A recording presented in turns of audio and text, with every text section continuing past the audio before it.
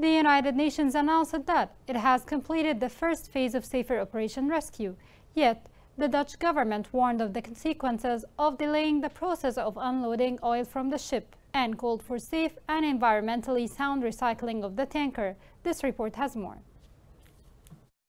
As the inspections and oil transfer preparations are almost out of the way, salvage operations to transfer the oil from a rapidly decaying floating storage offshore unit moored off the Red Sea coast of Yemen to a safe vessel are expected to start soon, as part of the UN-led efforts to prevent a potential catastrophic oil spill. This raises concerns about the facility in which this tanker will be recycled, with many calling on the Netherlands to take these matters into its own hands. While the salvage operations to secure the 376-meter-long FSO Safer have been delayed multiple times in the past due to the lack of funding, the operations for the removal of the oil on board this decaying oil tanker are now taking place off the coast of Yemen. The plan to address the threat posed by the FSO Safer compromises two critical tracks.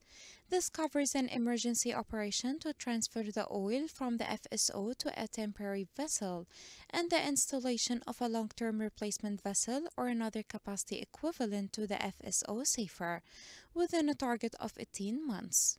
This FSO Safer is in danger of exploding and unleashing a disaster estimated to have the potential for a massive oil spill. Therefore, the UN Development Programme signed an agreement in March 2023 to purchase a very large crude carrier to take on the oil from the FSO Safer by emergency ship-to-ship transfer. The FSO Safer contains more than 1 million barrels of oil and is considered to be beyond repair, as it could soon break apart or explode. According to the UN, this is enough to make it the 5th largest oil spill from a tanker in history. After the vessel is declared clean and empty, it will be prepared for towing to a green scrapping yard under the responsibility of the UN, as the UNDP is looking for a destination for the FSO recycling. Non-governmental organizations urge the UNDP to find a solution that effectively addresses the inherent risks associated with the dismantling process and the management of the risky materials that will remain on board.